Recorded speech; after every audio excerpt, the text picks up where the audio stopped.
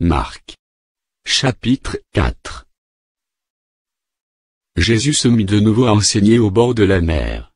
Une grande foule s'étant assemblée auprès de lui, il monta et s'assit dans une barque, sur la mer. Toute la foule était à terre sur le rivage.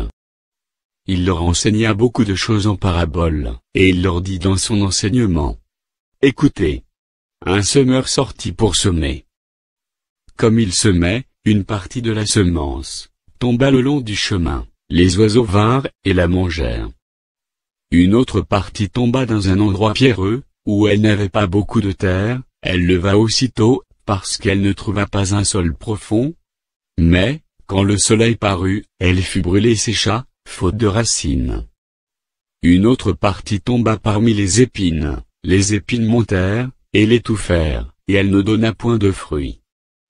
Une autre partie tomba dans la bonne terre, elle donna du fruit qui montait et croissait, et elle rapporta 30, 60, et 100 pour un. Puis il dit, que celui qui a des oreilles pour entendre entende. Lorsqu'il fut en particulier, ceux qui l'entouraient avec les 12 l'interrogèrent sur les paraboles.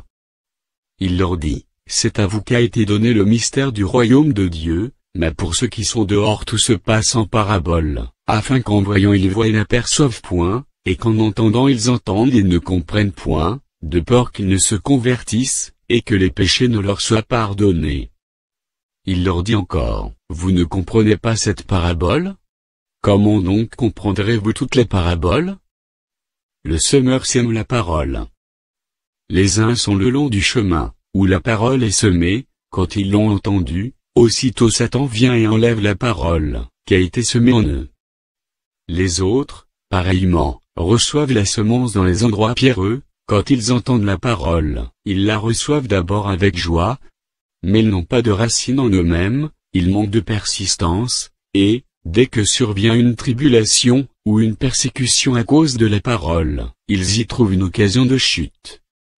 D'autres reçoivent la semence parmi les épines, ce sont ceux qui entendent la parole, mais en qui les soucis du siècle, la séduction des richesses, et l'invasion des autres convoitises, étouffent la parole et la rendent infructueuse.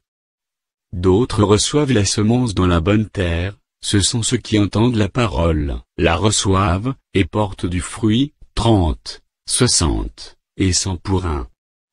Il leur dit encore, apporte-t-on la lampe pour la mettre sous le boisseau, ou sous le lit?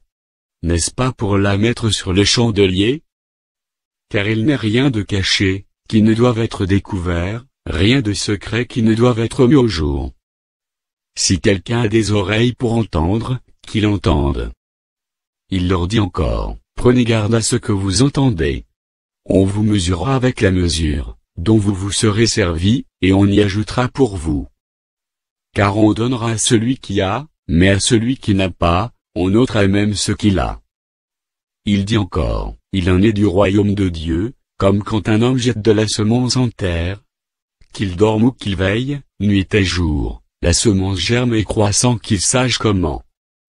La terre produit d'elle-même, d'abord l'herbe, puis l'épi, puis le grain tout formé dans l'épi. Et, dès que le fruit est mûr, on y met la faucille, car la moisson est là. Il dit encore, à quoi comparerons-nous le royaume de Dieu, ou par quelle parabole le représenterons-nous? Il est semblable à un grain de sénévé, qui, lorsqu'on le sème en terre, est la plus petite de toutes les semences qui sont sur la terre.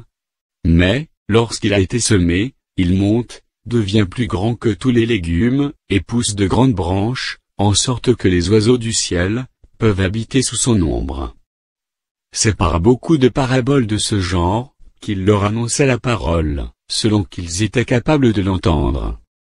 Il ne leur parlait point sans parabole, mais, en particulier, il expliquait tout à ses disciples. Ce même jour, sur le soir, Jésus leur dit, passons à l'autre bord. Après avoir renvoyé la foule, ils l'emmenèrent dans la barque où il se trouvait, il y avait aussi d'autres barques avec lui. Il s'éleva un grand tourbillon, et les flots se jetaient dans la barque, au point qu'elle se remplissait déjà. Et lui, il dormait à la poupe sur le coussin. Ils le réveillèrent, et lui dirent, Maître, ne t'inquiètes-tu pas de ce que nous périssons? S'étant réveillé, il menaça le vent, et dit à la mer, silence. Tais-toi. Et le vent cessa, et il y eut un grand calme. Puis il leur dit, pourquoi avez-vous ainsi peur? Comment n'avez-vous point de foi? Ils furent saisis d'une grande frayeur, et ils se dirent les uns aux autres, quel est donc celui-ci, à qui obéissent même le vent et la mer?